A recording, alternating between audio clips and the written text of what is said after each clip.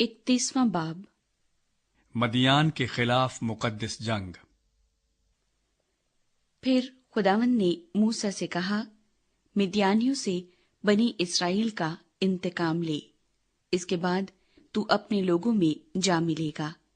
तब मूसा ने लोगों से कहा, अपने में से जंग के लिए आदमियों को मुसल्लह करो, ताकि वो मिद्यानियों पर हमला करें और मिद्यानियों से खुदावंद का इंतकाम लें।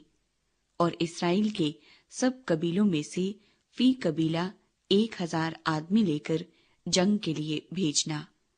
सो हजारों हजार बनी इस्राएल में से फी कबीला 1000 के हिसाब से 12,000 मुसल्ला आदमी जंग के लिए चुने गए। यूं मूसा ने हर कबीले से 1000 आदमियों को जंग के लिए भेजा और अली अजर काहिन के बेटे फिनहास को भी जंग पर रवाना किया और मकदस के ज़रूफ और बुलंद आवाज के नरसिंगे उसके साथ कर दिए। और जैसा खुदावंद ने मूसा को हुक्म दिया था, उसके मुताबिक उन्होंने मिद्यानियों से जंग की और सब मर्दों को कत्ल किया। और उन्होंने उन मकतूलों के सिवा अव्वी और रकम और सूर और हूर और रिबा को भी, जो मिद्यान के 5 बादशाह थे, जान से मारा। और बऊर के बेटे बलाम को भी तलवार से कत्ल किया।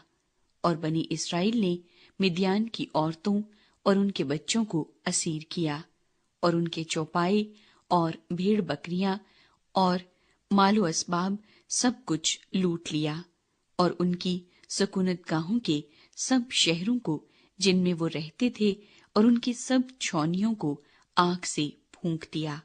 और उन्होंने सारा माले गनीमत और सब असीर, क्या इंसान और क्या हैवान, साथ लिए। और उन असीरों और माली गनीमत को मूसा और अलीअजर काहिन और बनी इस्राएल की सारी जमात के पास उस लश्करगाह में ले आए, जो यरकू के मुकाबिल यरदन के किनारे किनारे मोआब के मैदानों में थी। लश्कर की वापसी। तब मूसा और अलीअजर काहिन और जमात के सब सरदार उनके इस्तकबाल के लिए लश्करगाह के बाहर गए। और मूसा उन फौजी सरदारों पर, जो हजारों और सैकड़ों के सरदार थे और जंग से लौटे थे, झल्लाया और उनसे कहने लगा, क्या तुमने सब औरतें जीती बचा रखी हैं? देखो, इन्हीं ने बलाम की सलाह से फगूर के मुआमले में बनी इसराइल से खुदावंद की हुक्मदूली कराई और यूं खुदावंद की जमात में वबा फैली। इसलिए इन बच्चों में जितने लड़के हैं सबको मार डालो और जितनी औरतें मर्द का मुंह देख चुकी हैं उनको कत्ल कर डालो। लेकिन उन लड़कियों को जो मर्द से वाकिफ नहीं और अछूती हैं, अपने लिए जिंदा रखो। और तुम 7 दिन तक लश्करगाह के बाहर ही डेरे डाले पड़े रहो।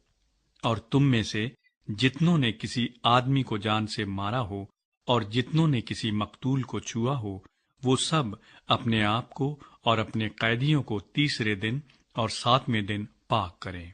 तुम अपने सब कपड़ों और चमड़े की सब चीजों को और बकरी के बालों की बुनी हुई चीजों को और लकड़ी के सब बर्तनों को पाक करना। और अलीअजर काहिन ने उन सिपाहियों से जो जंग पर गए थे कहा कि शरीयत का वो आइन जिसका हुक्म खुदावंद ने मूसा को दिया, यही है कि सोना और चांदी और पीतल और लोहा और रांगा और सीसा, गर्ज जो कुछ आग में ठहर सके, वो सब तुम आग में डालना, तब वो साफ होगा। तो भी नापाकी दूर करने के पानी से उसे पाक करना पड़ेगा।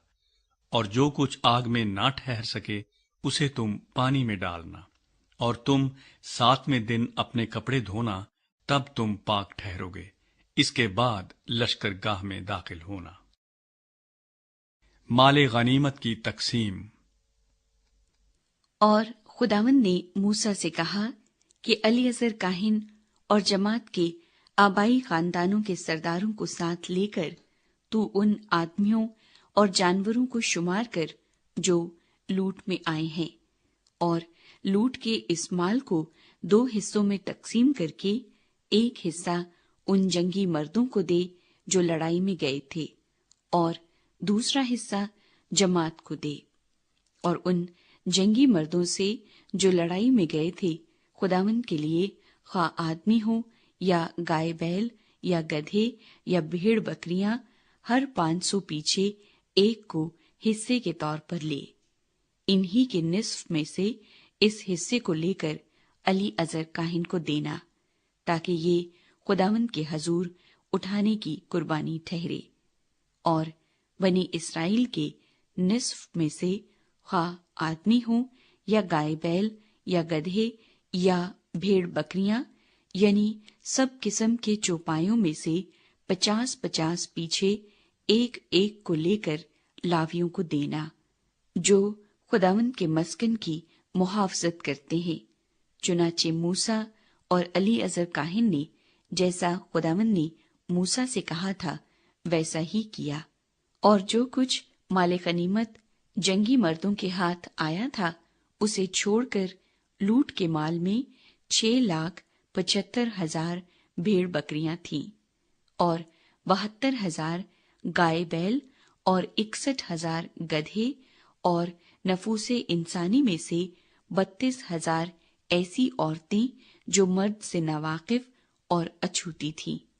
اور لوٹ کے مال کے اس نصف میں جو جنگی مردوں کا حصہ تھا 3,37,500 بھیڑ بکریاں تھیں، جن میں سے 675 بھیڑ بکریاں خداوند کے حصے کے لیے تھیں، اور 36,000 گائے بیل تھے، جن میں سے 72 خداوند کے حصے کے تھے، اور 30,500 گدھے تھے، جن میں سے 61 گدھے خداوند کے حصے کے تھے، اور نفوس انسانی کا شمار 16,000 تھا، جن میں سے 32 جانیں خداوند کے حصے کی تھیں۔